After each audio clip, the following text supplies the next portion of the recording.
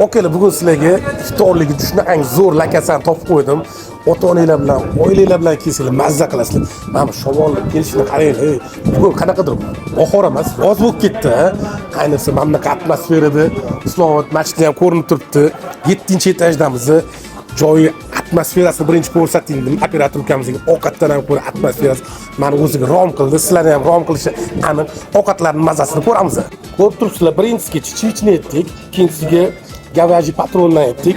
Joyimizga keladigan bo'lsak, joyimizdan tegi gastinsa, agarda viloyatlardan kelsanglar, bemalol gastinsaga joylashib, o'tib tepada restoranda ovqatlansanglar bo'ladi. Joyimizdan atmosferasini sizlarga ko'rsatganim uchun ovqatimiz ozgina sovib qoldi. Bu narsaga endi bizning aybimiz, bu restoran ayb emas, lekin ovqat mazasi zo'r. Ikkinchi ovqatimiz ham keldi. Men o'zimning gavaji patron, ikki fareletka, salatga xususiy baqlajon. Birinchi bo'lib qarang, mana shu xususiy baqlajondan boshlaylik. Bismillah. Azga slabiro. Ondan 7 qo'ysa bo'ladi bu narsaga. Ovqatga lekin 15 baho qo'ysam ham arziydi. Ovqat menga yoqdi lekin shuni yeb ko'rganimda o'zi yoqdi. Hamma xususiy baqlajonga 7 qo'ygandan keyin naryoqda po'r qizimiz bor ekanlar. Mana bitta tayyorlab berdilar.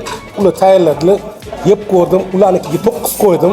Bu ham o'la emas, lekin 9 bunga nisbatan ancha zo'r. Raqobat shu yerda ham bilinyapti. Ko'rdinglarmi? Raqobat bo'lgani yaxshi hamma joyda.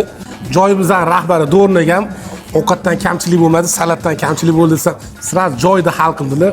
Okey, xafa bo'lmaysiz, bor aytamiz. Agar bu kamchilik bo'lsa, mana shu okamizga uchrashasizlar. To'g'ri qabul qiladi. Qabul qilganlar, to'g'rilaganlar. Jonli sog' bo'lsin. Katta rahmat. Kelib turinglar mehmon. Rahmat katta.